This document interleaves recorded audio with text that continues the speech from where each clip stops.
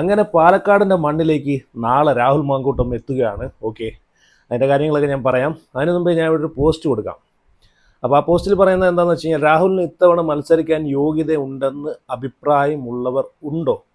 ഈ തവണ രാഹുൽ മാങ്കൂട്ടം മത്സരിക്കണം, അല്ലെങ്കിൽ മത്സരിക്കാൻ പുള്ളി യോഗ്യനാണ് എന്ന് അഭിപ്രായമുള്ളവരുണ്ടെങ്കിൽ ഉറപ്പായിട്ടും നിങ്ങളൊന്ന് വീഡിയോ ലൈക്ക് ചെയ്യണം. എത്ര ആളുകൾ രാഹുൽ മത്സരിക്കാൻ ബാധ്യസ്ഥനാണ്, അല്ലെങ്കിൽ മത്സരിക്കാൻ യോഗ്യതയുള്ളവനാണ് എന്ന് അറിയാൻ വേണ്ടിയിട്ടാണ്. അപ്പോൾ നിങ്ങളൊന്ന് ലൈക്ക് ചെയ്തേരെ, അതുപോലെ നിങ്ങളെ അഭിപ്രായം കൂടെ ഒന്ന് കമൻറ്റ് ചെയ്ത് തരണം.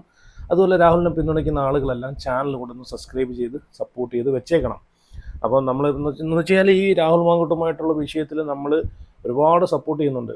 അപ്പം ആ ഒരു ക്യാമ്പയിൻ്റെ ഭാഗമായിട്ട്, അല്ലെങ്കിൽ രാഹുലിൻ്റെ തിരിച്ചുവരവിൻ്റെ ഭാഗമായിട്ട് നമ്മളെ ഒരു കമ്മ്യൂണിറ്റി, നമ്മളൊരു സപ്പോർട്ടിങ്, അതിലൂടെ നമ്മളതാണ് ഉദ്ദേശിക്കുന്നത്, പുള്ളിയുടെ ഒരു തിരിച്ചുവരവ്.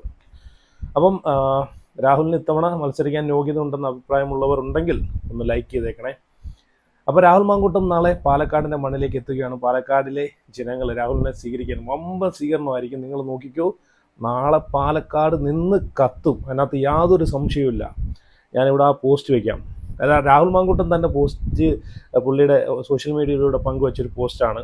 അപ്പം നാളെ സ്മൈൽ ഭവന പദ്ധതിയിലെ ഒന്നാമത്തെ വീടിൻ്റെ താക്കോൽ കൈമാറ്റം 2026 മാർച്ച് 9 തിങ്കളാഴ്ച രാവിലെ 9 മണിക്ക് മാത്തൂർ പഞ്ചായത്തിലെ കിഴക്കേക്കര സുകന്യയ്ക്കും കുടുംബത്തിനും രാഹുൽ മാങ്കൂട്ടം കൈമാറുകയാണ് അതിൻ്റെ താക്കോല്. അപ്പം നാളെ രാവിലെ 9 മണിക്ക് രാഹുൽ മാങ്കൂട്ടം പാലക്കാട് എത്തുകയാണ്. പാലക്കാട്ടിലെ ജനങ്ങൾ വമ്പൻ സ്വീകരണമായിരിക്കും ഈ രാഹുൽ മാങ്കൂട്ടത്തിന് നൽകുന്നത്. നിങ്ങളൊരു കാര്യം ശ്രദ്ധിച്ചോ, കാരണം ഇതിലൂടെ നമ്മൾ എന്താണ് മനസ്സിലാക്കേണ്ടത്? ഇതാണ് ഒരു രാഷ്ട്രീയ നേതാവ്. തൻ്റെ മേൽ എന്ത് ആരോപണം വന്നിട്ടും അതിലൊരു പിടിച്ചു നിൽപ്പുണ്ടല്ലോ, തകർന്ന് താഴോട്ട് പോവാതെ, ആ ഒരു പിടിച്ചു നിൽപ്പാണ് ജനങ്ങൾക്ക് കൊടുക്കുന്ന ഒരു വിശ്വാസം എന്ന് പറഞ്ഞാൽ, അല്ലേ? അപ്പോൾ ഇത്രയും ജനങ്ങൾ എപ്പോഴും പുള്ളിക്ക് പിന്തുണയാണ്, പുള്ളിക്ക് സപ്പോർട്ടാണ്.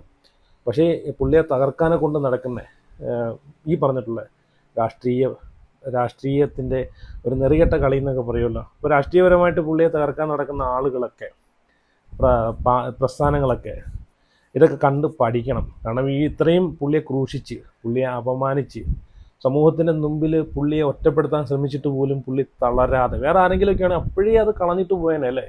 സ്വന്തം പാർട്ടിയിൽ നിന്ന് പോലും, സ്വന്തം പ്രസ്ഥാനത്തിൽ നിന്ന് പോലും ഒരു പ്രസ്ഥാനം പോലും പുള്ളിക്ക് പറയാനുള്ളതോ, പുള്ളിയുടെ നിരപരാധിത്വം കേൾക്കാനുള്ളൊരു മനസ്സ് പോലും കാണിക്കാതെ, അതിൽ നിന്നൊരു നിമിഷ നേരം കൊണ്ടെടുത്ത് ഒരു 24 മണിക്കൂറിനകം വെച്ച് പുള്ളിയെ എടുത്ത് പുറത്ത് കളഞ്ഞ്, പുള്ളിയുടെ MLA സ്ഥാനം വരെ പല പരിപാടി നോക്കി രാജിവെപ്പിക്കാനെ കൊണ്ട്.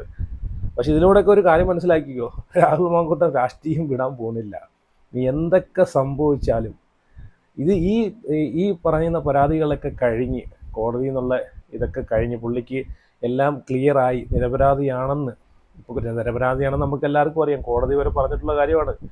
കോടതി വരെ പുള്ളിക്ക് ജാമ്യം കൊടുക്കുന്ന എന്തിൻ്റെ അടിസ്ഥാനത്തിലാണ്? പിന്നെയും പുള്ളിയെ പൂട്ടാനെ കൊണ്ട് ഓരോ പോക്സോ കേസും അതും ഇതൊക്കെ കൊണ്ട് ഇട്ടുകൊണ്ടിരിക്കുവാണ്. പക്ഷേ ഇവിടെ അരിയാഹാരം കഴിക്കുന്ന ആളുകൾക്കും കോടതിക്കും വരെ മനസ്സിലായൊരു കാര്യമാണ് പുള്ളി നിരപരാധിയാണെന്ന്. അപ്പോൾ എന്തൊക്കെയായാലും ഇതൊക്കെ കഴിഞ്ഞിട്ട് പുള്ളി ഒരു തിരിച്ചുവരവ് വരും, അതിനകത്ത് യാതൊരു സംശയമില്ല. അപ്പം 100 വീടാണ് ഈ ഒരു പദ്ധതിയുടെ ഒരു പ്രധാന പ്ലാൻ എന്ന് വെച്ച് കഴിഞ്ഞാൽ. 100 വീട് പാവപ്പെട്ട ജനങ്ങൾക്ക് വേണ്ടി ഉണ്ടാക്കി കൊടുക്കുക. അപ്പോൾ അതാണല്ലോ ഷഹനാസിനെതിരെ മാനനഷ്ട കേസിന് ഫയൽ ചാർജ് ചെയ്തതിൻ്റെ കൂടെ തന്നെ, നോട്ടീസ് അയച്ചതിൻ്റെ കൂടെ തന്നെ രാഹുൽ മാങ്കൂട്ടം 10 കോടി നഷ്ടപരിഹാരമാണ് ചോദിച്ചിട്ടുള്ളത്. വേറെ ഒന്നുമല്ല, ഈ 100 വീടുകൾ വെച്ച് കൊടുക്കുന്നതിൽ ആ തുക ഉൾപ്പെടുത്തും.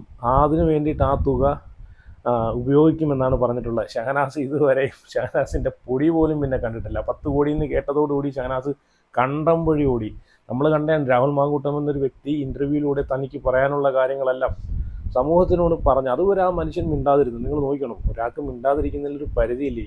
ആ വ്യക്തിയെ ക്രൂരമായി സമൂഹ മാധ്യമങ്ങളിൽ കൊണ്ടിട്ട് ചർച്ച ചെയ്തിട്ട് ഒരു ക്രൂരമായിട്ടുള്ളൊരു മൃഗമായിട്ട്, ലൈംഗിക മൃഗമായിട്ട് മുദ്രകുത്തി.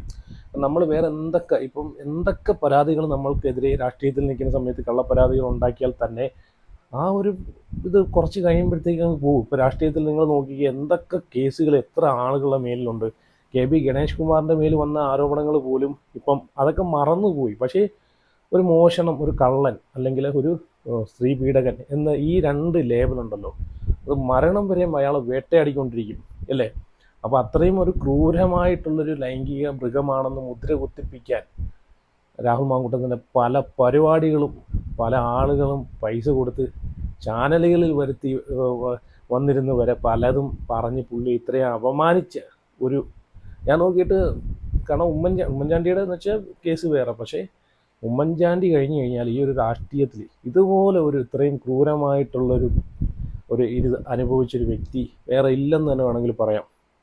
അപ്പോൾ എന്തായാലും നാളെ രാഹുൽ മാങ്കൂട്ടം പാലക്കാടിൻ്റെ മണ്ണിലേക്ക് എത്തുവാണ്. അപ്പോൾ ഇതിലൂടെ തന്നെ മനസ്സിലാക്കാം രാഹുൽ എന്നൊരു വ്യക്തി രാഷ്ട്രീയം വിടാൻ പോകുന്നില്ല.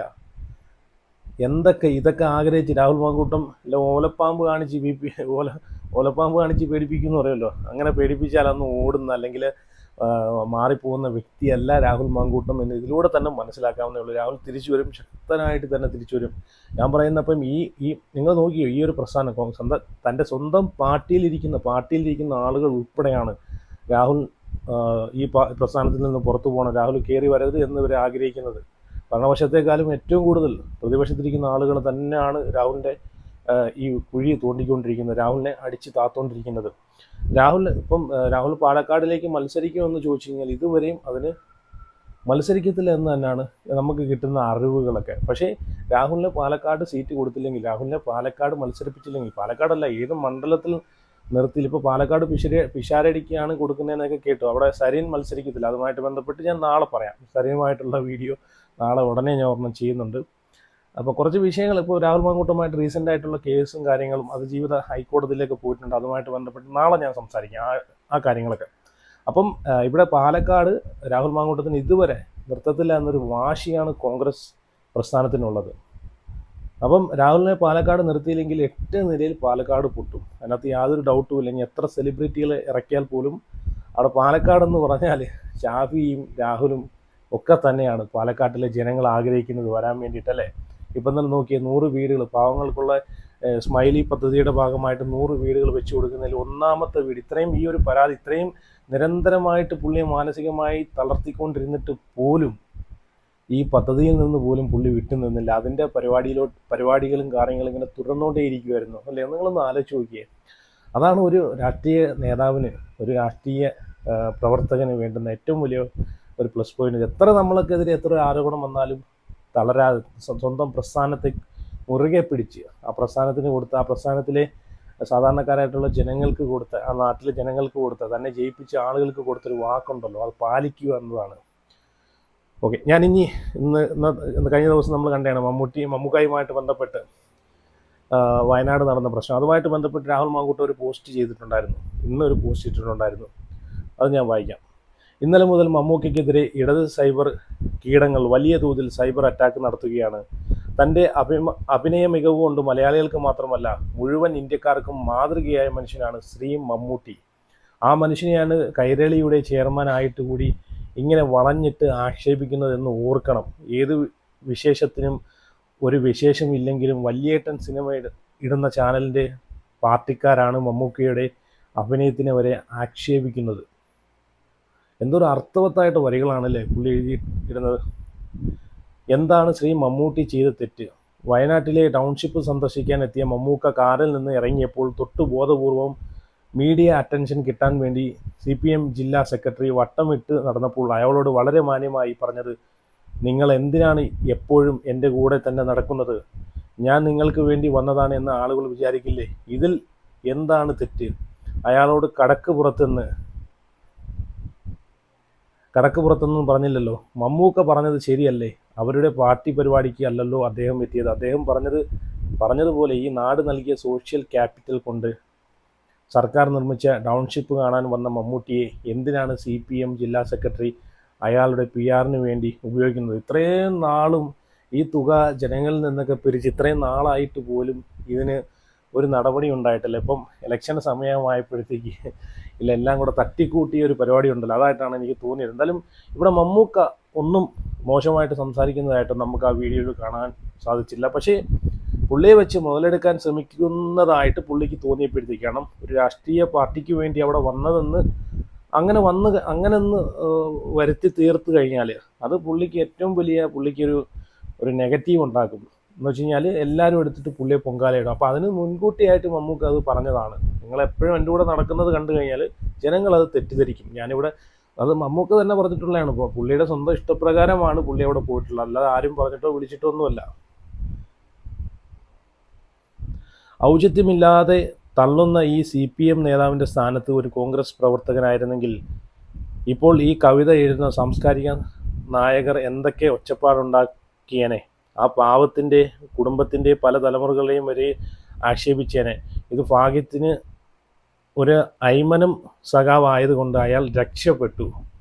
ഇമാതിരി കഞ്ഞിക്കുഴി സഖാക്കളുടെ ഉടായ്പ് തിരിച്ചറിഞ്ഞ് അകറ്റി നിർത്തിയ മമ്മൂട്ടിക്ക് അഭിവാദ്യങ്ങൾ. ഈ ചളിപ്പ് മാറ്റാൻ വേണമെങ്കിൽ മമ്മൂക്കിയെ പോയി കണ്ട് ഒരു വീഡിയോ പോസ്റ്റ് ചെയ്ത് നാറ്റം മാറ്റാം, ഉണ്ടല്ലേ?